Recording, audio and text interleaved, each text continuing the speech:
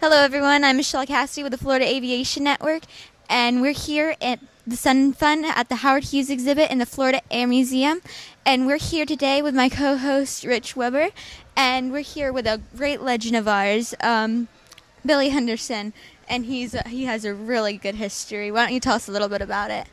A little bit about your history. Yes, some of your history that makes it so wonderful. I'll give you a little tip on how this convention started. 1971, the Chamber of Commerce had an air show here in Lakeland, and the Thunderbirds came. And the president and founder of EAA and his wife flew down, and we met with them and discussed starting a new division of EAA, which is Antique and Classic, because we helped start the Florida Aviation Antique and Classic Association, and they thought that'd be nice if that was a part. And so I went up, and my wife and I, and helped them start Antique and Classic and helped them build a building, and volunteered up there for a number of years. And they'd come down and visit, and we didn't have a EAA chapter, so we started one here in Lakeland in 51 or 2. And then the chapter traveled around looking for places to have events, because we had a Southeastern Regional EA Council looking for a convention site, and I went back and told them that we're just going to have to start our own. There isn't any of them suitable. So my family and all my friends got together, and we decided I told them we was going to call it Sun and Fun, and they said it was too frivolous. And I said, well, you got till the 30th of the month to give me an answer, because otherwise we're going to roll. And they never called me back, so we called it Sun and Fun Aviation Convention and started.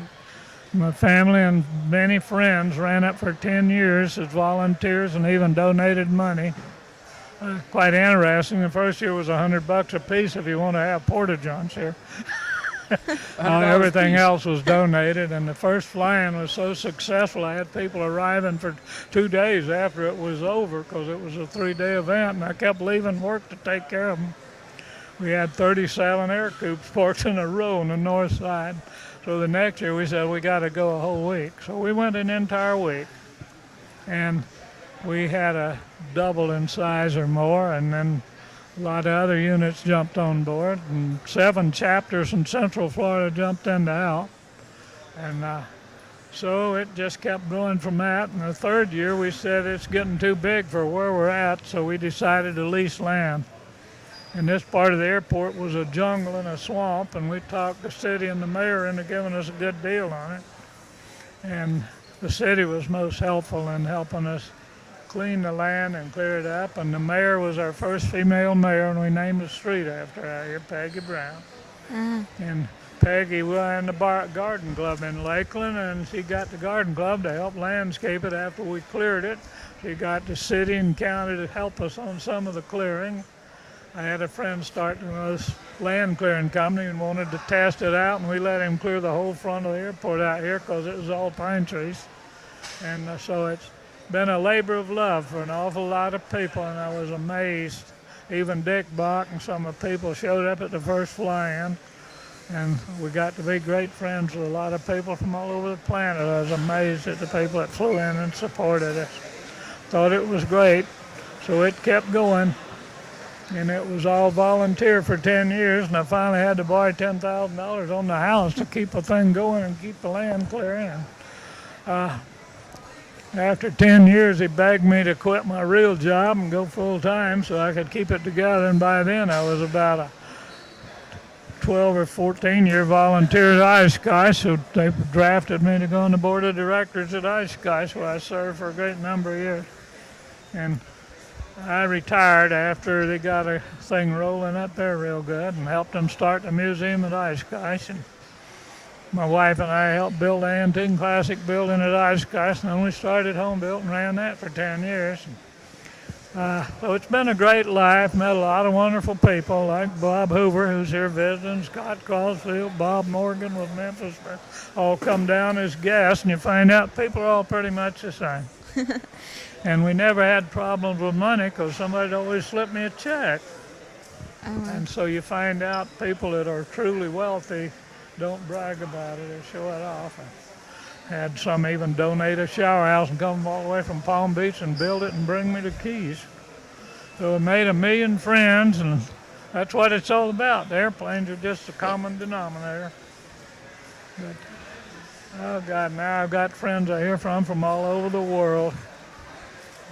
In fact, I had a call from Bangkok, Thailand when my wife passed, apologizing because they couldn't make it here for her flyaway party, she called it. She didn't want a funeral, she wanted a celebration. And I still hear from most of them off and on all year round. So I retired in 2000 and things changed a bit, but I'm back. Good. That's good. That's I'm great. back. You are back. You're part of the. You still help out a lot here and keep things going, and I know that you get a lot of support and also Well, John provide White's support. invited me back last year and this year and gave me a golf cart. They've done that at Oshkosh for 40 years because I knew all the family and helped them build a place, and they always take care of me up there. I'm a celebrity up there.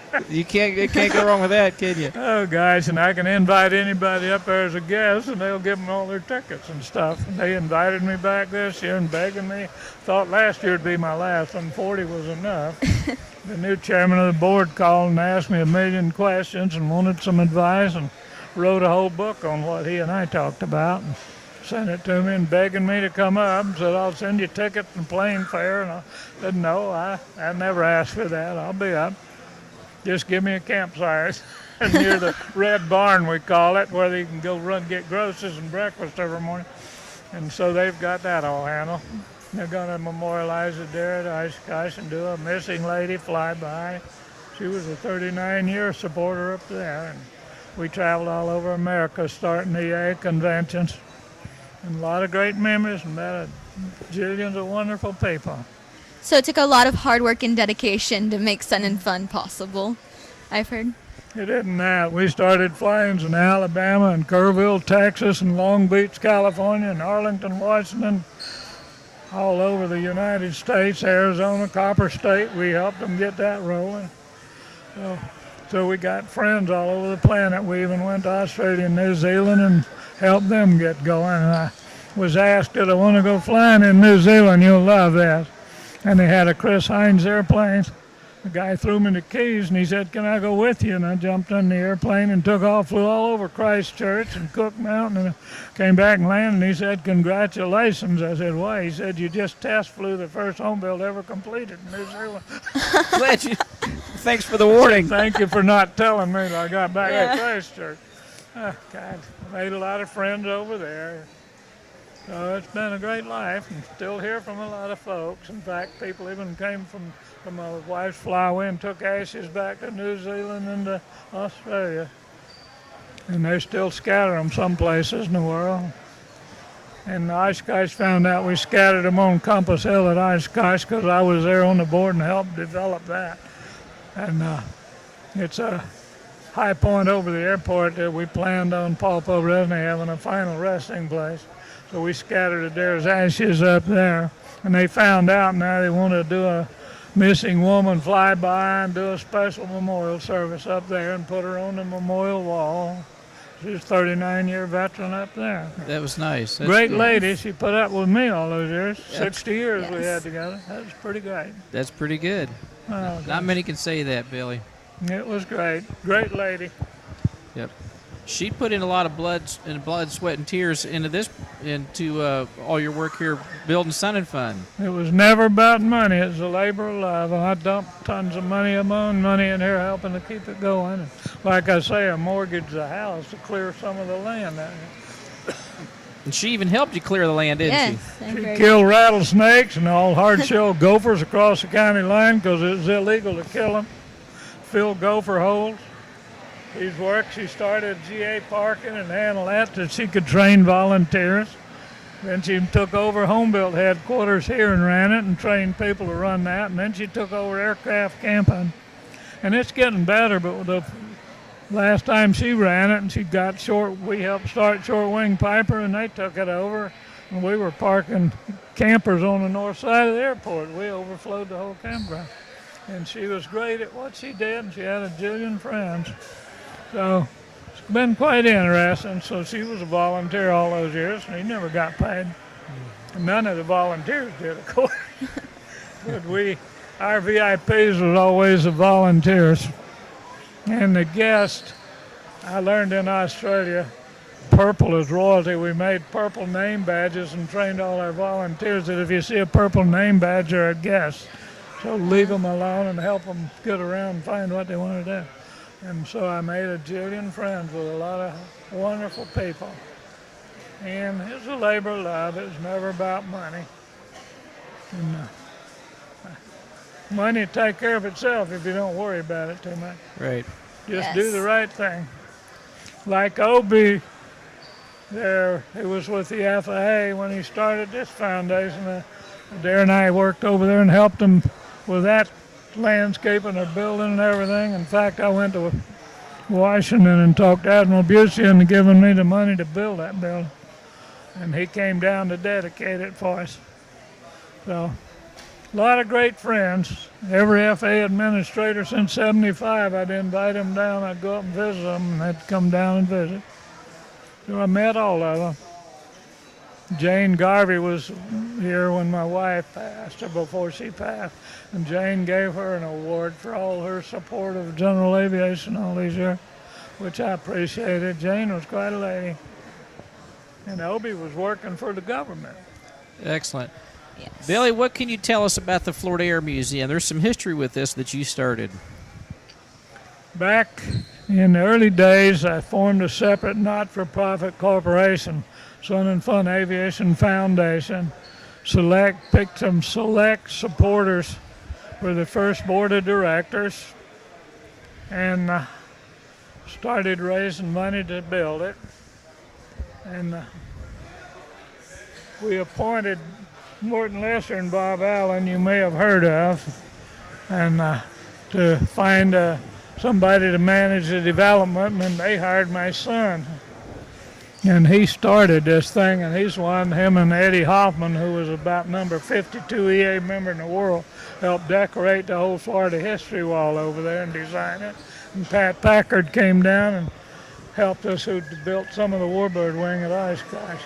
And so we got it going, and then when I retired, they didn't think Arthur ought to manage it because he didn't have a college degree or something, and Evergreen hired him, and he went out there and helped them build their new museum, but he didn't want to live in Oregon, so he came home. They begged him to stay there and run it. Now they got a world-class museum. This originally was named the International Sport Aviation Foundation, or ISAM, and the reason was because we were focusing on experimental home builds and original design aircraft. We even had airplanes donated from Europe and over in France. But they changed it to Florida Avenue Air Museum, I think. They figured the state would give them better support, but I knew all those folks and had already planned to donate us $1 million. And because they liked international, they wanted to write all Florida on the bottom of our logo. They would have cut them off. We'd already redesigned the logo, and then when I retired, they changed it to Florida Air Museum. And so then they dissolved that foundation, and those two guys, when Arthur left, they retired and went back to Carolina and Virginia. And the rest is history. Yes. Yeah, so some of them's back visiting for the first time in 10 or 12 years to see if they're protecting the aircraft that we collected. A lot of them were prototypes or one of a kind. Yeah. Excellent. It's great to have someone with a huge history behind how all this got started. And, well, it's about time that we leave now. It was great talking to you. Well, I appreciate John Lights inviting my family out as guests this year. Yes. Because they haven't been here in over 10 years because they didn't feel welcome. And we'll be right back with more guests along our way. This has been Michelle Cassidy with the Florida Aviation Network, and it's with my co-host Rich Weber. And we'll see you later.